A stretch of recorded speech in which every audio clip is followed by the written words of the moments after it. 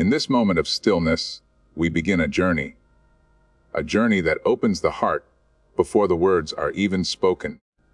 The chapter we reflect upon is called the opening, a doorway into understanding, a prayer that begins all seeking.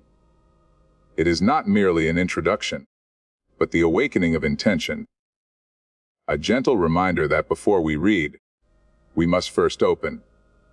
The opening is a prayer, taught to every soul that turns toward truth. Its placement at the very beginning is not by chance. It tells us that before wisdom can enter, one must humble the heart and ask to be guided. To seek guidance, one must first admit the need for it. And to find truth, one must first quiet the self. The human being prays for what the heart truly desires. And prayer itself begins with the recognition that what we seek lies not in our own hands, but in the care of something greater, a wisdom that surrounds all creation. This is why the opening stands first. It is both a key and a threshold.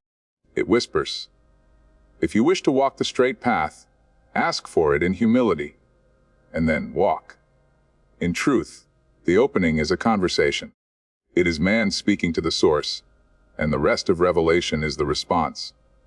We ask to be shown the way, and the answer unfolds. Word by word, verse by verse. Throughout the great journey of divine wisdom, the seeker calls out, and the path replies. Every journey begins with an invocation. In the name of the most merciful, the most compassionate. It is not a mere phrase, but a reminder that all beginnings are sacred. To begin in remembrance is to align intention with light. Such remembrance guards the heart from error, refines one's purpose, and invites unseen grace into every action. For whenever one turns toward the divine turns toward them. All praise belongs to the Lord of all worlds.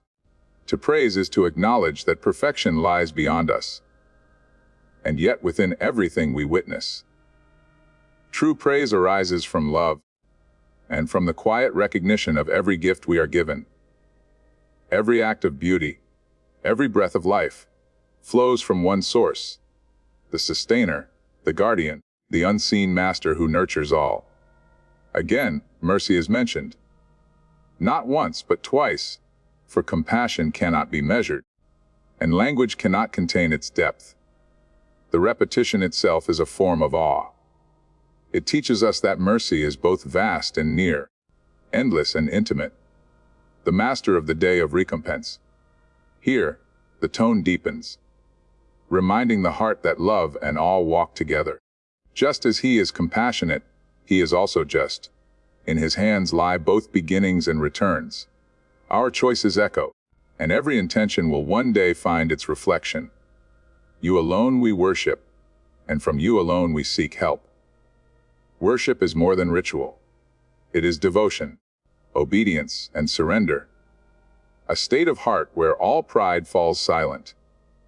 To worship the One is to be freed from all else.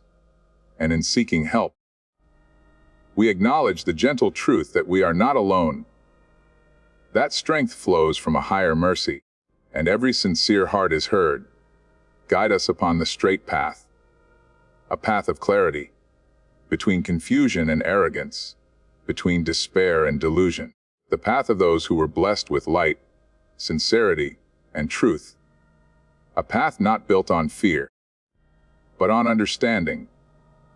The way of those who sought the eternal and were not led astray. The opening is not simply the first chapter.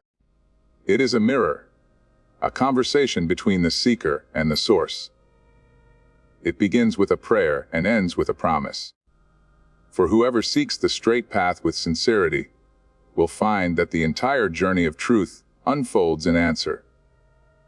May peace settle within you. May your path be clear, and may you walk in stillness, guided by faith.